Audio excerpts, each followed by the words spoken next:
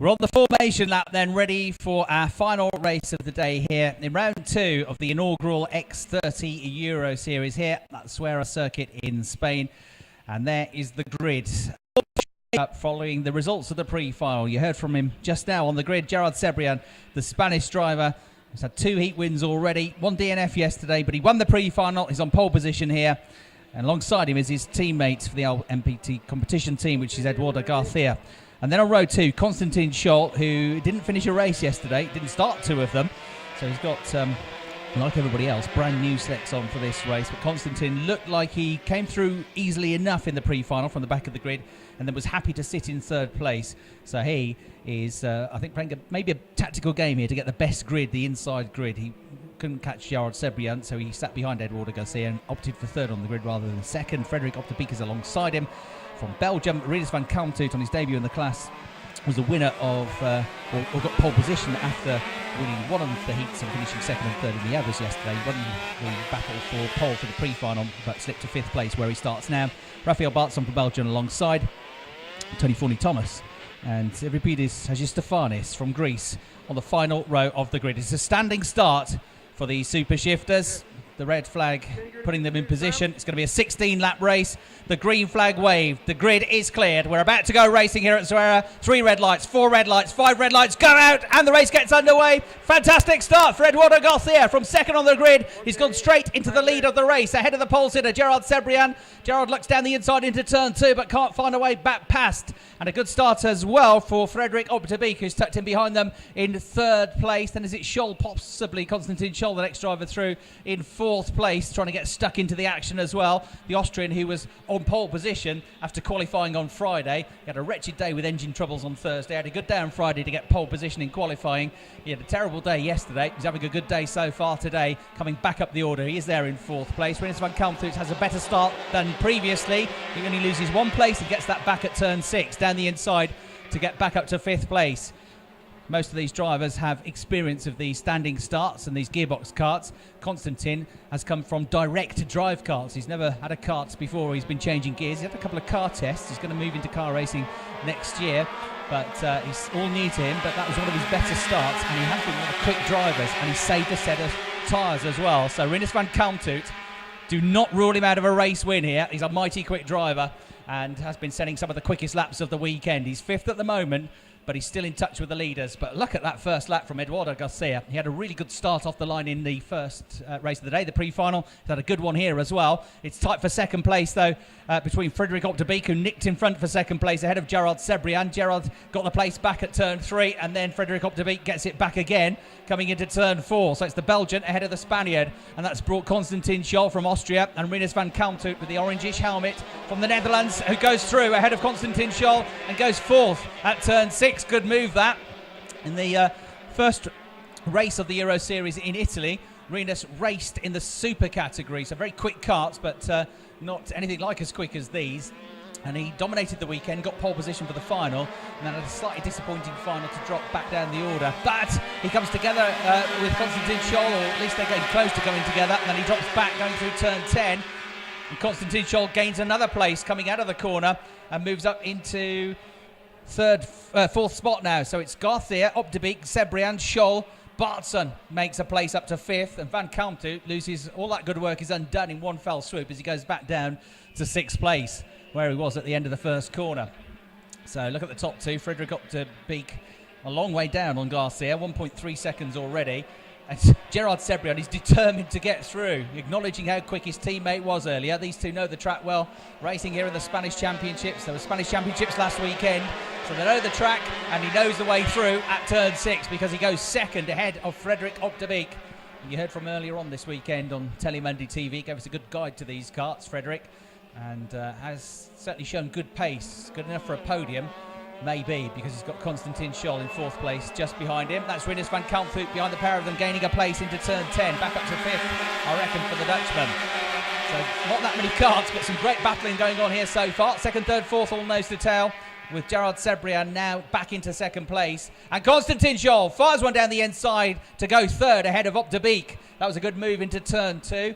And then you've got Rinus van Kalmthout trying to chase after all of them now, having got back ahead of Rafael Bartson, who's been demoted once again to 6th place.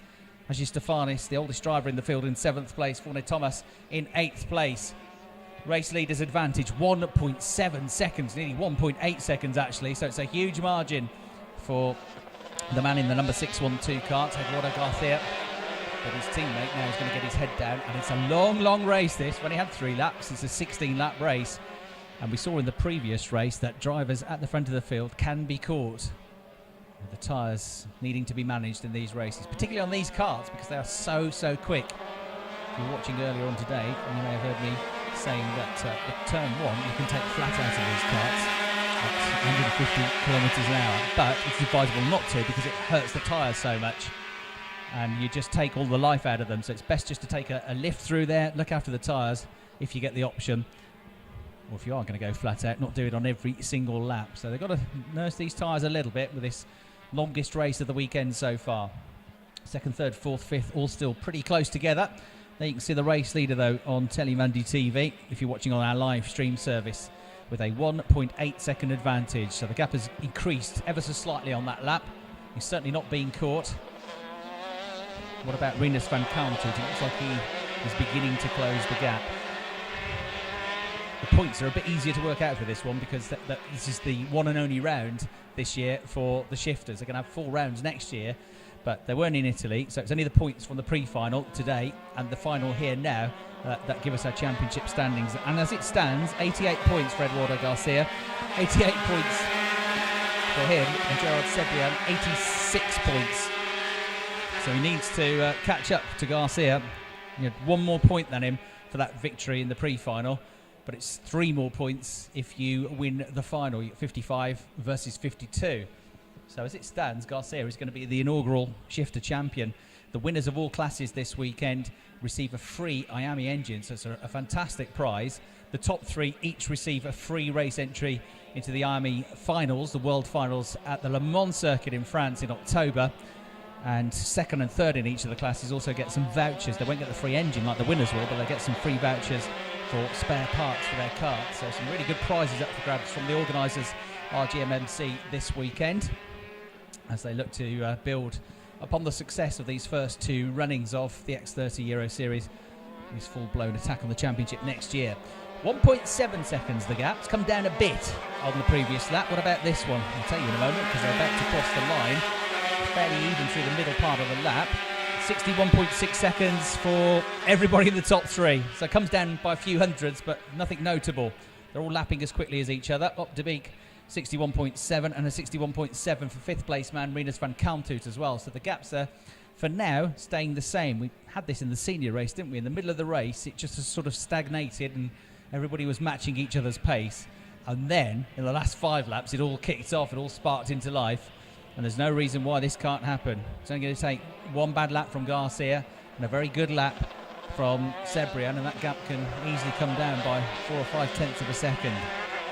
And once you get to within 4 tenths of the leader, you then pick up the toe as well, which makes life much easier in terms of closing that gap.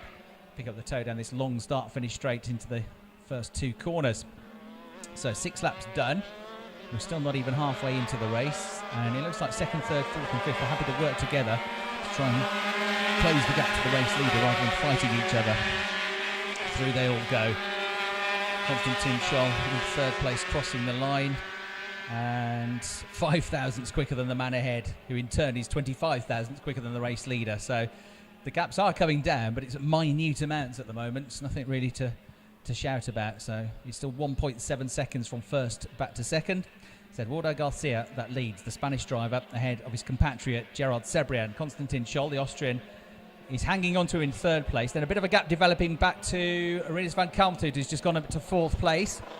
5th place now is the Belgian driver Frederik Op de Beek. So Rinus van Kalmthout has gained a place at the start of this lap, up to 4th position. And that's just sort of split the pack, hasn't it? So 2nd and 3rd are on their own. 4th and 5th are a little bit off their pace now. But with Van Kalmthout quick enough to be able to dig in here to close the gap. So I think he's already started to do that through this middle sector. So Rinus van Kalmthout now with an important few laps here if he wants to get onto the podium in this race.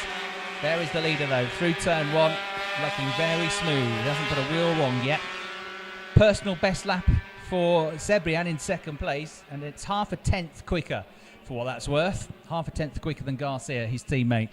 So the gap still 1.7 seconds, but closer to 1.6 now.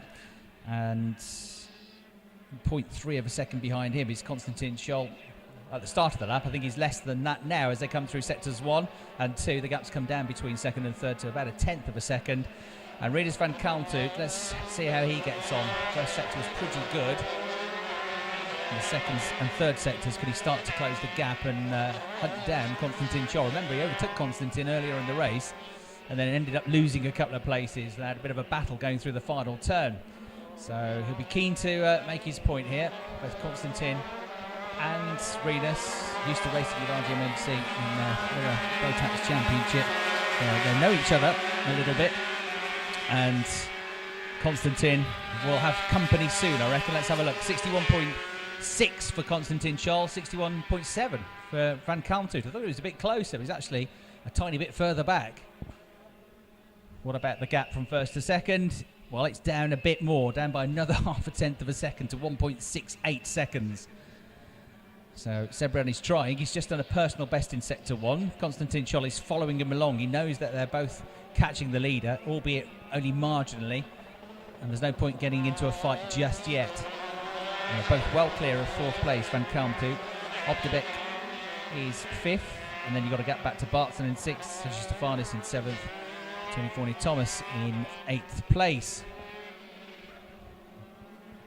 We're coming up to 2/3 distance in the race then, and it's this last third of the race where it's going to start to get lively, I reckon. So they're all set up now nicely. The gaps are coming down bit by bit, but it's from these last 5-6 laps where the tyres will start to become an issue. The times will go off, and it's who's looked best after their tyres that might start to charge through. 61.7 for the leader, 61.6 for Cebrian, personal best, matching him almost is Scholl. 61.7 for Van Kalmthout, and a 61.6 as well for Frederik Opdebeek. So Frederik is coming back towards the tail of Rinus van Kalmthout. So the gap down to 1.5 seconds, but it's taken Gerard Cebrian 5 laps to get the gap down from 1.8 seconds to 1.5 seconds. As they've got 6 laps left, if he keeps it up at this rate, he's still going to be about 1.1, 1.2 seconds behind the leader at the flag. He needs to be taking more like 0.2 of a second per lap out of the race leader to stand any chance of catching him up in the closing stages. Half a tenth or 1/10 of a second a lap is not going to be enough. He's just going to push on as much as he can and hope that it becomes an issue for Eduardo Garcia. But Garcia's start was so good, it was almost worth a win in itself. Similar start for him in the pre-final. Through they go, and the gap goes back out, so he responds, Garcia, with an extended advantage. He was a tenth quicker on that lap, so it's back out to 1.6 seconds. So he's controlling things from the front. There he is, the race leader. There coming out of the hairpin at turn 3, second and third, Cebrian and Scholl. And they've got now more than a second advantage over Van Kalmthout in fourth, who is being caught back up by Frederik Opdebeek. And the rest of the runners all separated. Bartson, Stefanis, and Tony Forney-Thomas are all circulating on their own, really, not having any particularly close battles. So it might be the battle for fourth place, the one to watch here, because that's the one gap that seems to be coming down a bit as Opdebeek tries to get himself back on terms with the driver from the Netherlands, Rinus van Kalmthout, who overtook him earlier in the race, and he closes up again through that left-hander at turn 9, through turn 10. He's almost close enough now to pick up a toe. So here they come, head down for Rinus van Kalmthout. There he is, number 617 in fourth place. There is Frederik Opdebeek charging after him in fifth position, closing up under braking on the way into turn 2. Frederik's last lap was as quick as Rinus van Kalmthout, but he didn't really close the gap. Certain parts of the lap he's a bit quicker, and there are other corners where Rinus is able to just keep him at bay. Gap from first to second's gone back down, but only by a tenth, back to 1.5 seconds. No signs of Eduardo Garcia tightening up or relenting his race advantage here. But 3/4 race distance, 12 laps done, 4 laps to go. Garcia controlling things from the front. Most of the advantage he has was built up in the first 3 laps of the race, ever since his teammate, the pole sitter, Gerard Cebrian, has been able to match him, but he hasn't been able to close the gap sufficiently. It shows just how important it is, if you get a good start, to really get straight down to the pace and build as much cushion as you can for the first few laps of the race. Michael Schumacher was the master of that, wasn't he, in Formula 1, on his way to 7 World Championship titles. But the gap's come down more than it's come down in previous laps. 2/10 quicker, that's more like it. Gerard Cebrian's got it down to 1.3 seconds. Problem is, he's running out of laps here. We are 13 laps into this 16-lap race. Only 2.5 laps to go. He's got to catch half a second a lap and overtake. It sounds like a tall order, but he ain't going to give up. He's still pushing on here. Through the first sector, he gains a few more hundredths of a second. They're in sector 2 now, running into the left-hander at turn 6. There is second, there is third on your screens. Konstantin Chol looks like it's all he can do, really, to hang on to Gerard Cebrian. It looks to me like it's going to be Spanish drivers first and second here in their home country. And the Austrian driver, Konstantin Chol, although he stayed with Cebrian, has never really threatened him, has he? He's just been 1 or 2 kart lengths back. 4th and 5th, that gap comes down again as well. There is Rinus van Kalmthout coming under more and more pressure now from Frederik Opdebeek as they cross the line with 2 laps to go. The gap comes down a bit by a few hundredths, but it's still 1.3 seconds. Konstantin Chol further 3/10 down. And then you've got this battle for 4th place between Rinus van Kalmthout and Frederik Opdebeek on the way into the hairpin at turn 3. And anybody's going to make a move, it's got to be now. It doesn't look like it's going to be possible for anybody to catch Garcia. It's whether Konstantin Chol can find something, dig deep, and find something in this last couple of laps to get 2nd place. And Garcia is going to win the race and win the inaugural title with the points added up from both races today. That will be enough to give him the title, a free engine, a free entry into the Miami World Finals. All these karts powered by Miami Engines, the hugely successful engine builder who've run many famous drivers over the years who have gone on to great things, including Formula 1. So here we go, we're about to start the last lap of the race. That's the battle for 4th place you're watching. Frederik Opdebeek has tried absolutely everything to get onto the tail of Rinus van Kalmthout, but Rinus has, despite his inexperience in these karts, been able to match Frederik. And it looks like it's going to stay in that order, 4th and 5th. Good experience, all of this, though, for Rinus. And he's going to be one to watch in the future. So in an unfamiliar kart, doing a good job here. In an unfamiliar kart in the Italian round, he did a very good job to get on the podium as well. Konstantin Chol is still only a couple of tenths behind the 2nd place man, Gerard Cebrian. Gerard is 1.2 seconds behind the leader, so he's got the gap down from 1.8 seconds to 1.2 seconds in this race. But it was too big a gap to bridge, and you have to take your hat off to the race leader, Eduardo Garcia. He could have backed off, he could have tightened up, he could have settled into a rhythm, but he's just driven flat out and kept them all at bay, and he's going to be a deserving winner of this race. It's one more corner to go. Eduardo Garcia is going to win the race. He takes the checkered flag and wins by a handsome margin from Gerard Cebrian. It's Spanish 1-2. Konstantin Chol crosses the line in 3rd place to round out the podium. Rinus van Kalmthout comes home 4th. Frederik Opdebeek in 5th. Rafael Bartson 6th. And then Irivides Hagistavanis is in 7th place. He gained 1 position ahead of Tony Forney-Thomas in 8th place.